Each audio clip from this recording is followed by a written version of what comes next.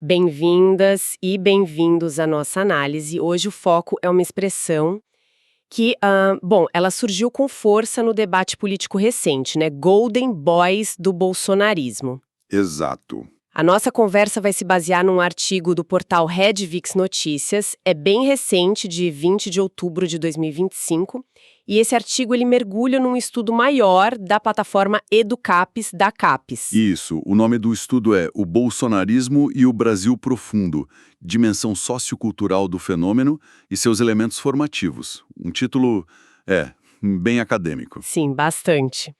E o nosso objetivo aqui é justamente assim, tentar destrinchar o que essa expressão significa, né? Quem são essas pessoas associadas a ela e, claro, qual a análise que essas fontes fazem do papel, do impacto desse grupo. Vamos lá. Vamos. Então, o ponto de partida, segundo esse material todo, é que Golden Boys do bolsonarismo não é um nome que eles mesmos se deram, sabe? É um termo que surgiu mais na análise política, acadêmica mesmo. Ah, interessante isso. Veio de fora, então. Isso. O estudo da CAPES, que o artigo da Redvix usa como referência, utiliza o termo para descrever um grupo específico, figuras públicas, né?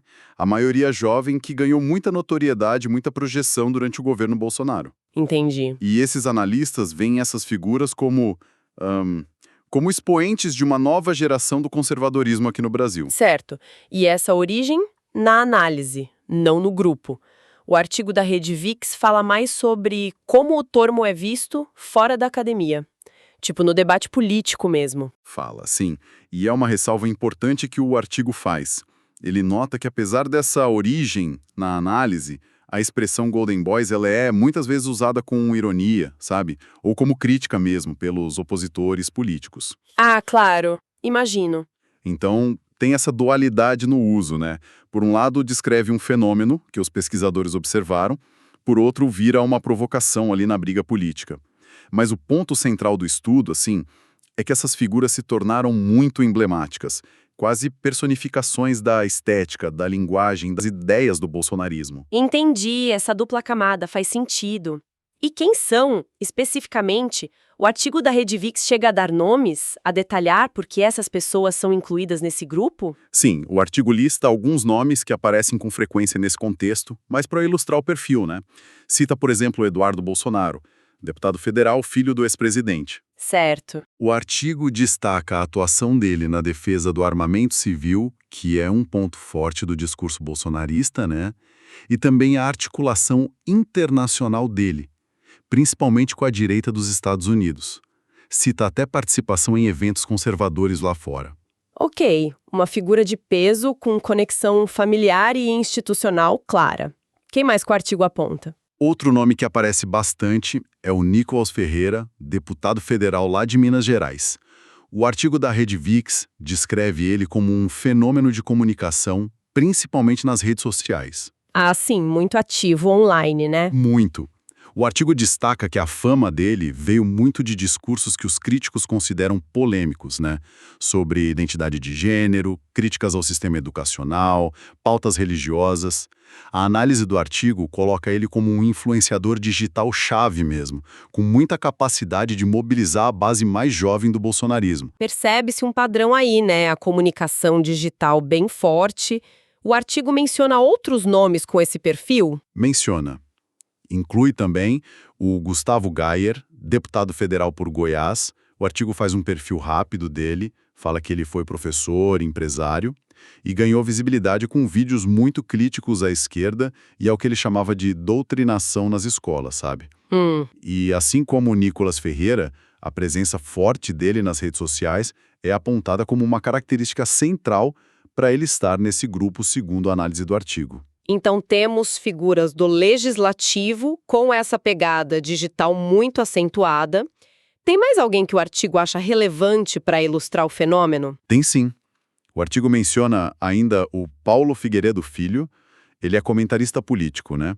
E neto do ex-presidente João Figueiredo. Certo. A fonte descreve ele como uma voz bem ativa na defesa do bolsonarismo, em programas de opinião, na internet, e com muitas críticas à imprensa tradicional, que eles chamam de grande mídia, né? Sim, um termo comum nesse meio. Pois é. E o interessante, Quando você olha esses nomes juntos, como o artigo sugere, não é só a idade ou a ideologia, é a combinação. Muita visibilidade na mídia, um discurso muito assertivo e essa capacidade de gerar engajamento, né? São características que o estudo da CAPES vê como centrais para essa nova direita. Faz todo sentido essa combinação. E sobre o nome mesmo, Golden Boys. Essa escolha de palavras é um pouco, sei lá, pop, né? O artigo explica de onde vem isso, qual a conotação? Explica sim. E é exatamente isso que você falou. O artigo da Rede VIX diz que a expressão é uma alusão, quase sempre irônica, a uma banda pop brasileira antiga, dos anos 60, chamada Golden Boys. Ah, banda! Lembro vagamente. Isso. Aí quando você traz para o contexto político de agora, o termo ganha essa conotação de favoritos, né? Os escolhidos, os apadrinhados do bolsonarismo. Entendi a ironia. E o que é fascinante, e o artigo explora isso baseado no estudo, é como essa percepção se alimenta de coisas concretas que os analistas observaram. A presença digital forte, que a gente já falou, Sim. os convites que eles recebem direto para palestras, eventos do circuito conservador, aqui e lá fora, e a frequência com que eles aparecem na mídia alinhada, ou em lives, entrevistas de grande repercussão, manifestações, tudo isso, segundo a análise do artigo, constrói essa imagem de figuras centrais e, de certa forma, privilegiadas nesse campo político. Entendi a construção da imagem e a ironia por trás do nome. Imagino que o artigo da Rede VIX também tente mostrar os dois lados, né? Talvez os argumentos de quem apoia essas figuras e de quem critica. É importante a gente deixar claro que estamos só relatando o que a fonte traz, claro. Com certeza. O artigo se esforça para mapear essas visões diferentes, sempre dizendo quem pensa o quê. Do lado que seria positivo na visão dos apoiadores, né? Conforme o artigo relata, o principal argumento é o da renovação política. Ah, a ideia de trazer gente nova. Exato.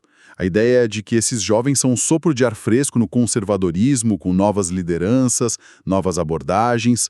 Outro ponto que esse grupo valoriza, segundo o artigo, é a defesa enfática de certas pautas. Como quais, por exemplo? Liberdade de expressão que eles definem muitas vezes como irrestrita, propriedade privada, valores morais conservadores e, claro, a competência na comunicação digital. Isso é visto como uma grande virtude. Elogiam muito a capacidade deles de mobilizar, de engajar eleitores online de forma eficaz. Ok, esses são os pontos que os apoiadores levantam segundo a matéria. E do outro lado? Quais as críticas, os pontos negativos que os opositores apontam também de acordo com o artigo? Bom, na visão dos críticos, o artigo da Rede VIX junta algumas preocupações que sempre aparecem. A primeira é o tom do discurso. Muitas vezes é classificado como polarizador, muito combativo. A crítica aí, segundo a fonte, é que esse jeito de falar acaba piorando as tensões na sociedade, dificulta o diálogo político para construir algo, né? Entendi. Que mais? Outra acusação comum que o artigo menciona é a de propagar desinformação. As famosas fake news, né? Especialmente pelas redes sociais. Isso, segundo os críticos, abalaria a confiança nas instituições, no debate baseado em fatos. Um ponto bem sério. Sim. E, por fim, alguns críticos apontam também uma suposta falta de experiência política ou de preparo técnico institucional mais profundo de algumas dessas figuras. Questionam a capacidade deles de lidar com a complexidade da gestão pública, da atividade no Congresso, para além do discurso de palanque, sabe? Certo. Mas é fundamental repetir. O artigo só relata essas visões diferentes. Ele não toma partido de nenhuma delas. Perfeito. Essa contextualização baseada na fonte é essencial. Além dessas percepções de apoiadores e críticos, o artigo da Rede VIX traz alguma análise de especialistas independentes sobre o significado maior desse fenômeno dos Golden Boys. Traz, sim. O artigo cita nominalmente a Camila Rocha, que é cientista política da FGV. A análise bela, como o artigo reporta, interpreta o surgimento dessas figuras como um sintoma e também um motor de uma nova fase da direita brasileira. Uma nova fase? Como assim? É uma direita que, segundo a análise da Rocha no artigo, se diferencia das anteriores por ser muito mais midiática. Ela domina as ferramentas de comunicação digital, né, e consegue uma conexão mais direta, mais efetiva com o público jovem, coisa que outras vertentes conservadoras tinham mais dificuldade antes. Interessante essa leitura de uma nova fase. E essa análise da Camila Rocha que o artigo traz também aponta, sei lá, desafios ou riscos ligados a esse novo perfil da direita? Aponta sim. O artigo da Rede VIX inclui um alerta que ela faz. Ela menciona os riscos que vêm junto com esse estilo político. Um deles seria o perigo da radicalização do discurso. Por quê? Porque a busca por engajamento nas redes, né, às vezes acaba premiando as posições mais extremas, mais chamativas. Outro risco que ela destaca é a personalização excessiva do debate político. O foco nas pessoas e não nas ideias. Exatamente. A política fica muito focada nas personalidades dos influenciadores e menos na discussão de ideias, de propostas concretas, de projetos de longo prazo para o país. E isso levanta uma questão importante que o artigo explora. Quais as consequências para a qualidade da democracia quando o personalismo passa por cima do debate de programas? Uma questão fundamental mesmo. E como o artigo descreve a reação do público em geral a essas figuras? A percepção das pessoas comuns acompanha essa análise mais especializada? Olha, o artigo observa que a percepção pública, principalmente como ela aparece nas redes sociais, que é onde essas figuras mais atuam, né, é muito dividida. Reflete a polarização política geral do Brasil. Imagino que sim. De um lado, tem uma base de seguidores super engajada, que vê eles como defensores autênticos dos seus valores. Liberdade, família tradicional, patriotismo, e como vozes necessárias contra o que eles veem como um establishment político e cultural progressista. Certo. E do outro lado? Do outro lado, tem um grupo igualmente barulhento de opositores, que acusam eles de espalhar discursos antidemocráticos, intolerantes ou de incitar o ódio. Veem eles como uma ameaça às instituições, aos direitos de minorias. O artigo não tenta medir esses lados, mas descreve bem essa divisão profunda que essas figuras causam. Essa polarização parece ser um elemento-chave na análise toda, né? Voltando um pouco ao estudo da CAPES, que foi a base da matéria da Rede VIX, qual é a conclusão geral que o artigo tira dele sobre o significado desse fenômeno? Então, ao resumir as conclusões do estudo da EducasCapes, o artigo da Rede VIX reforça que essa expressão, Golden Boys do bolsonarismo, ela vai além de só identificar um grupo de políticos jovens. Ela aponta para um fenômeno político-cultural maior, mais abrangente.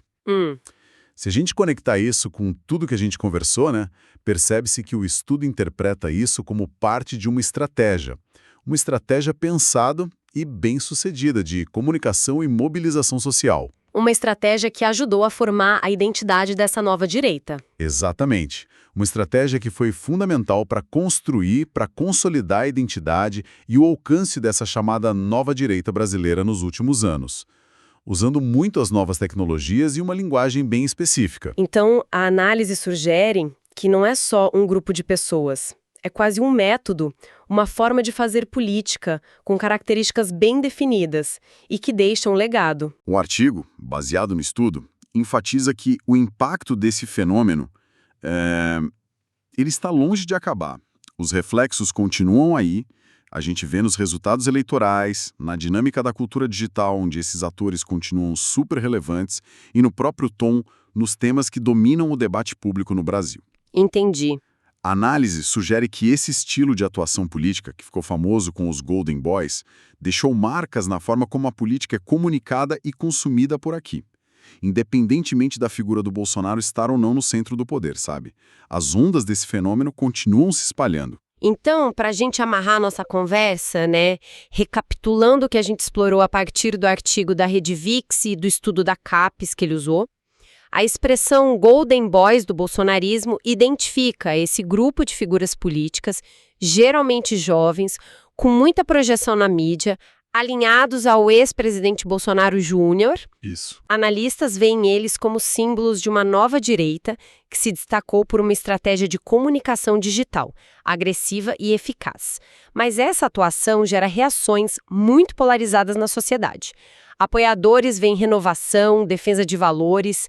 Críticos apontam riscos de radicalização, desinformação. Cobrimos a definição, as figuras, o porquê do termo, as visões dos dois lados e a análise de especialistas. Tudo com base no material que a gente tinha, né? Perfeito. E essa análise toda que a gente tirou das fontes nos deixa com uma questão para pensar, né? O artigo e o estudo deixam claro que esse fenômeno é mais que as pessoas. É uma estratégia de comunicação com impacto profundo, contínuo, na cultura digital, no debate público. Sim. Considerando essa conclusão da fonte sobre o impacto ainda em curso, qual pode ser o legado a longo prazo desse estilo político tão midiático, personalista, impulsionado pelo digital, na própria evolução do engajamento cívico e da forma como a política é debatida e praticada no Brasil? É uma pergunta que fica aí, né? Enquanto a gente continua observando essas dinâmicas todas se desenrolarem.